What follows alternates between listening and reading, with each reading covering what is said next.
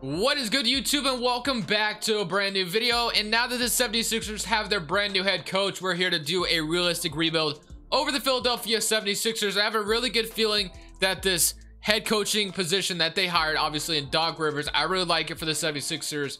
And we're just gonna realistically rebuild this team as best as we can. So make sure to leave a like, subscribe if you haven't already, and guys, remember, I will be streaming on Saturday at around 10 or I would say actually 11 Eastern time. Around that time I'll be streaming, so I hope you guys come out. I'm not sure what I'm gonna do yet, but make sure to come out to the stream. It's gonna be a lot of fun. We had a lot of fun last weekend. I plan on having a lot of fun with you guys this weekend. The 76ers have Doc Rivers as their brand new head coach. I really like it for the 76ers. I think it's really good news, and I have a feeling this also means that I think Doc Rivers is gonna keep Joel Embiid and Ben Simmons together. I just have a feeling that maybe Doc Rivers will find a way to get the best out of that situation. Obviously, Doc Rivers has a really good track record of being a really good regular season coach. He hasn't had as much playoff success as we'd like to admit. He's blown 2-3-1 leads in the past. And yeah, he's had some really good teams in the past, obviously back in Boston and in Los Angeles. So he has a really good team here in Philadelphia as well. You just need to make the roster fit. You got to make something mesh, and that's what we're here to do today. So I think first thing is first, more shooting is definitely something we need to look into. And I think that makes the most sense is sending Al Horford to the Sacramento Kings for obviously a guy like Buddy Hield, which the Kings didn't really seem to like Buddy Hield too much anyway, as they were benching him. He was playing off the bench, and Bogdan was starting for them. So Buddy Hield's gonna be my first trade target in this video because I just think that fit makes way too much sense at this point. So I like this trade of maybe sending Al Horford and Josh Richardson and a first round pick and a second, and a very early second, by the way, for a guy like Buddy Hield. I think that brings you instant shooting to the roster. Obviously, you are getting rid of Al Horford's massively large contract, and you also get Bielitsa, who's not bad as well at shooting for the perimeter. So let's go ahead and make this trade, and just like that, we have Buddy Hield now in Philadelphia. We got rid of the big contract now. Horford, obviously he didn't fit very well, and the Kings at this point could be desperate for a big man that might bring them some veteran leadership, some success. Al Horford didn't play very well in Philly, but hey, maybe he can go to Sacramento and light the world up. And then Tobias Harris's contract, don't see that going anywhere for any time soon. That's a massively large contract. Tobias Harris obviously didn't live up to it like too much, but I still think he's decent to the point like it's totally fine. You can live with it for the most part, but again, it is still an overpay. And then of course Embiid and Ben Simmons, we're going to keep both of them around. So now we have kind of our starting five. We really just need to find a power forward that we want to start. I don't know if Bielitsa is the power forward I really want to start. So if we can find our four this offseason that can start next to all these guys, that would be absolutely fantastic. A guy that comes to my mind is obviously a guy like Jeremy Grant. That would be huge if we could do something like that, but probably won't be able to get him. I think he's going to command too much on the free agency market. We're going to go ahead and draft Kenny Martin Jr. out of here. He's a 70 overall. We'll just go ahead and sign some of these guys. Player options, Norvell Pell. Qualifying offers, nothing there. And then for the power forwards we can't afford, again, there's Markieff Morris. He seems like to be the most obvious choice for me every time.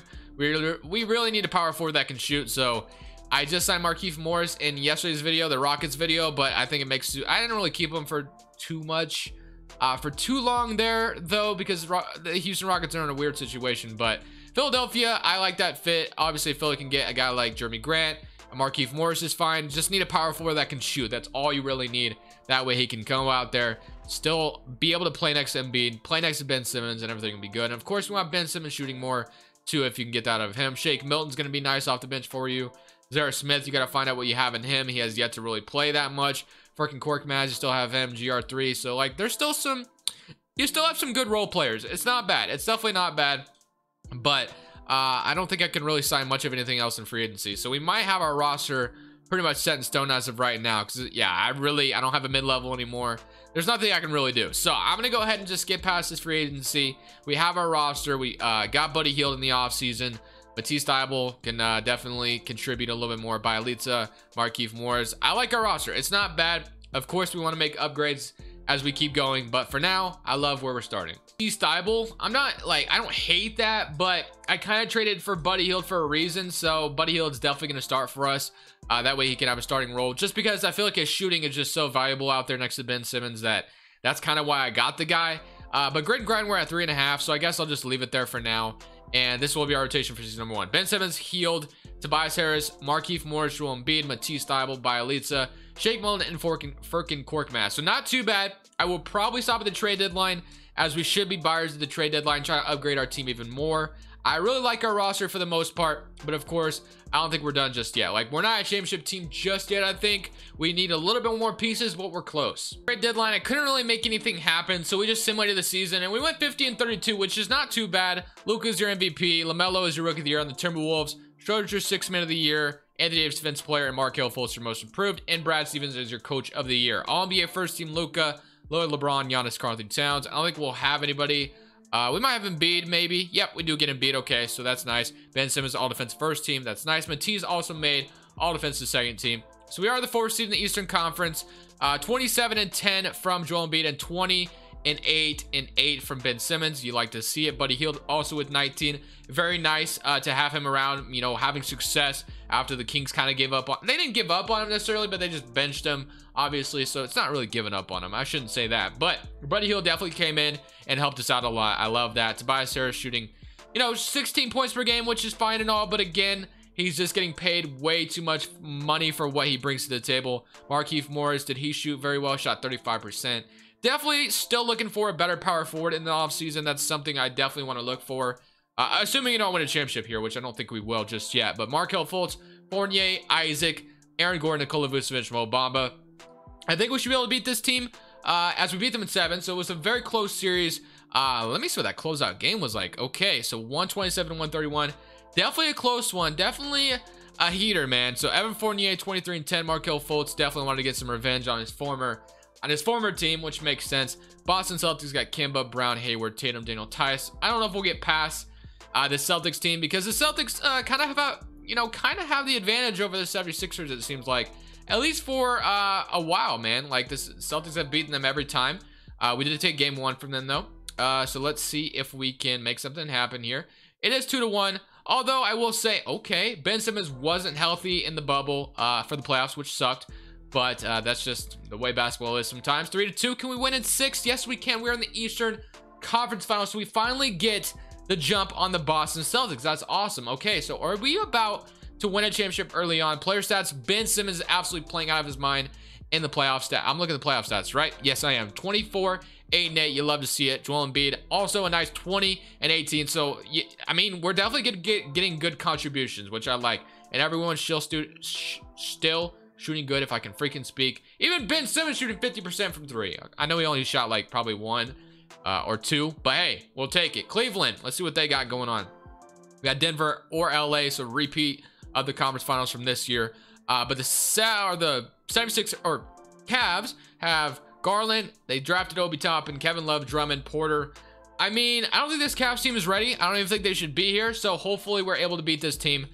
But you just never know, as I accidentally click play game. I do that quite a lot, and it's kind of annoying. I wish 2K would just put simulate game. Like, could they just bring it back to where all you have to do is click simulate game? Like, that would be so much easier. I just don't understand it. But let's get back into the My League.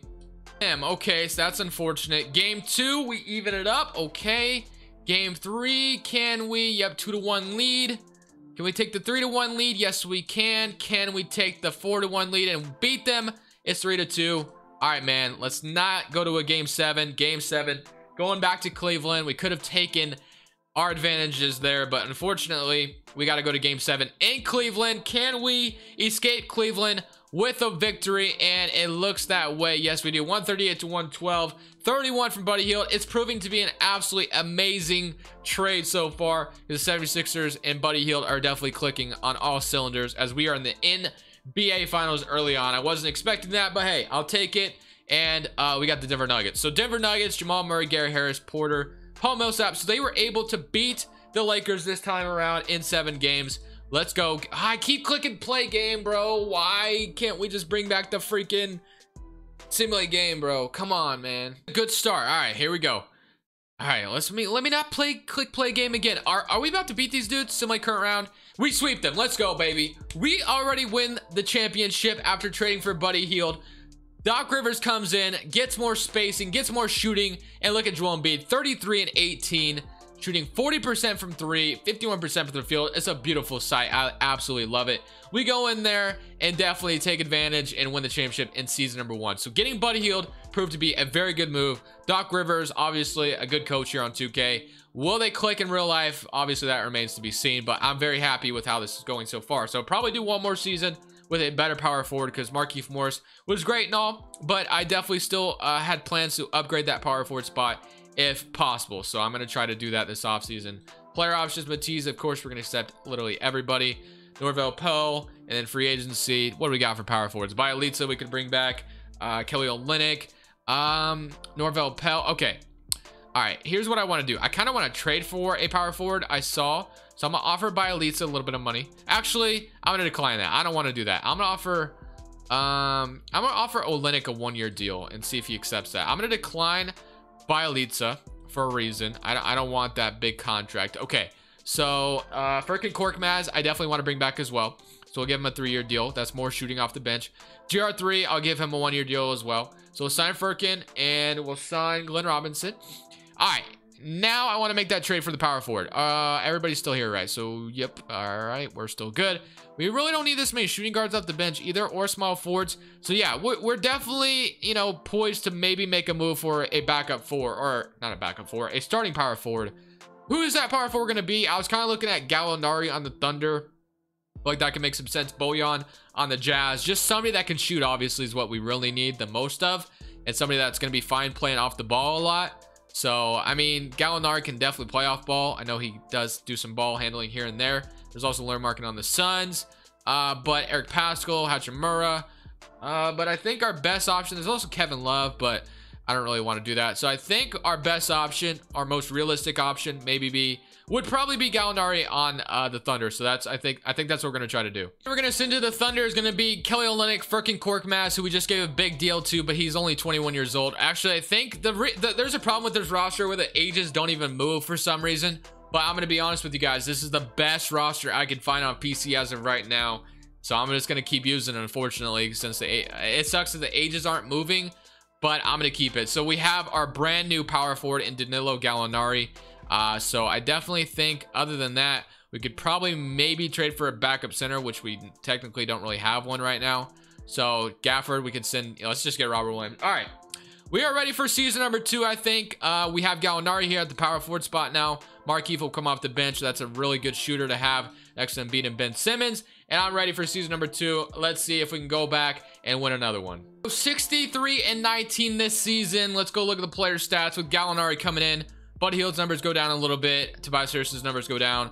Danilo Gallinari also very nicely at that power forward spot. Look at this. The beautiful shooting around Joel Embiid and Ben Simmons is amazing.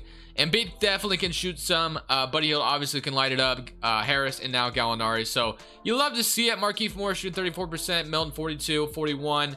I like it. We have plenty of spacing, plenty of shooting around these two, which is definitely what the 76ers need to invest in the offseason. We're playing the Atlanta Hawks. We have Trae Young and Cole Anthony in the backcourt. They also have Ibu Dianko Baji. I probably said that name completely incorrect. But let's see if we can beat the Atlanta Hawks, and we are on to the second round. So now we're playing the Brooklyn Nets, who have Kyrie, Karis LeVert, Musa, KD, and Jarrett Allen. It always seems like Kyrie finds himself in some drama or freaking, I don't know, making some kind of comments that just the media twists around. I just don't know, man. Like Kyrie said something about he finally has a teammate that he can count on making a bucket or something like that. And of course the media is like, oh, but you played with LeBron James. Like, I'm sure Kyrie wasn't like trying to take stabs at LeBron, or maybe he was, I don't know. But let's see if we can beat this Nets team, and we beat them in 5. All right, now we're playing the Cleveland Cavaliers. Same roster. I don't know why the Cavaliers keep making the Eastern Conference Finals. We shouldn't lose to them. We lost in 7. Wow, bro. And the Cavs win the championship.